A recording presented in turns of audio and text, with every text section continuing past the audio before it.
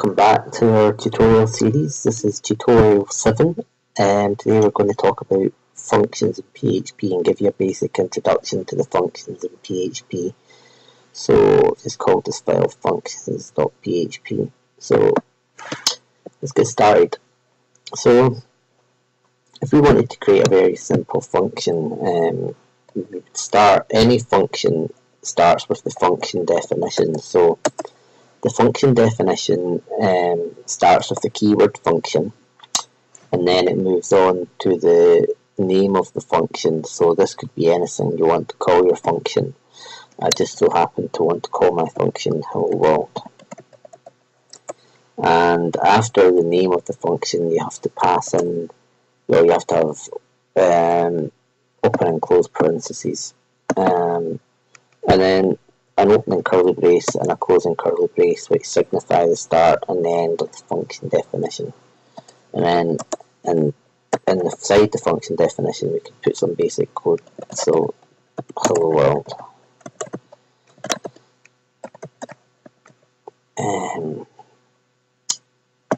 Now if I run this, nothing should happen, even though we've echoed out to the screen here. Nothing should actually happen. And the reason nothing happens is because we haven't actually called the function. So we could call this function, we could say, hello world. And the way the function call works is, the function call is just always the function name followed by open and closing parentheses and then a semicolon. So let's save that.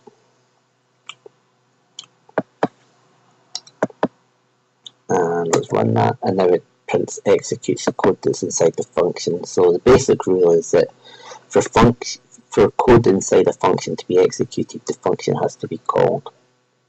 So let's make this a little bit more fancy. Let's see if we can pass some parameters into our function. So let's say we've got the variable height,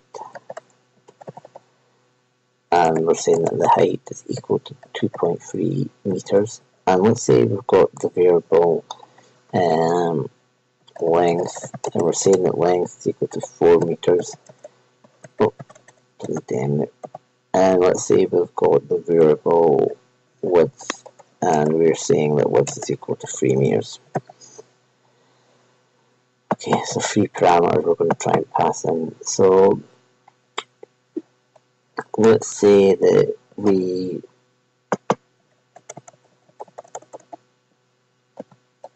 want to create an area function, and the area function passes in length and passes in width. Sounds good. Oh. And then let's just say that we want to echo out. What we want to echo out is, well, first of all we want to define area, so we want to say that area is equal to length multiplied by width.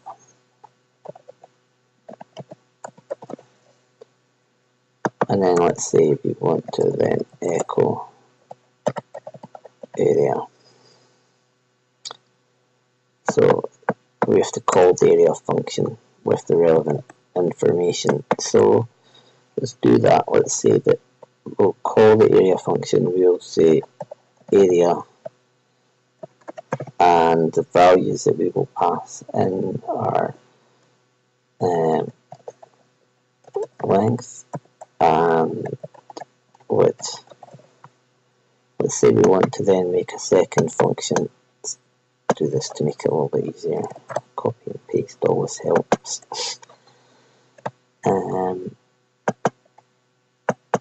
Well, at least sometimes it does. It seemed to give me too much of a head start there. So let's put a height on this one, and we'll call this function volume, and then we'll say that volume is equal to length times width times height.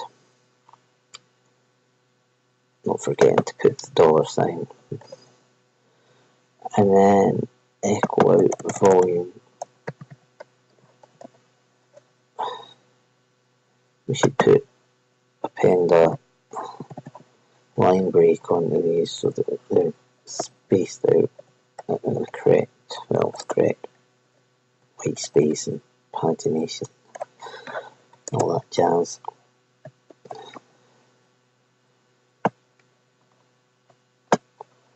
Let's copy this appended line break and put it here. And then for the second one, let's say that volume is length, width, and height. Let's call it with those values. We could append this as well, actually. We could say that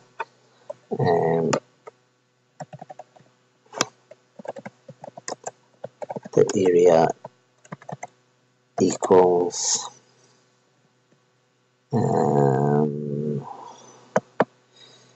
we could make a mess of this. We could say here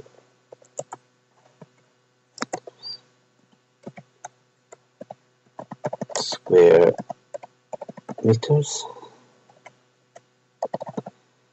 and that was good. And then here we could say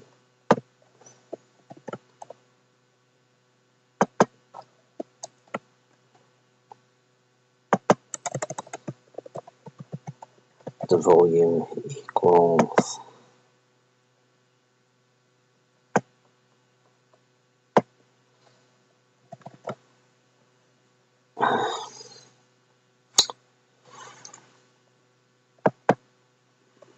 let's see how I get on with that. The volume equals, and then we have to change this to cubic, of course. So let's see what we get. So if we then run this, so it's saying that the area is 12 square meters. Now, is that right? We've said that the length is 4 and the width is 3. So the area should equal 4 times 3, which is 12. That's right.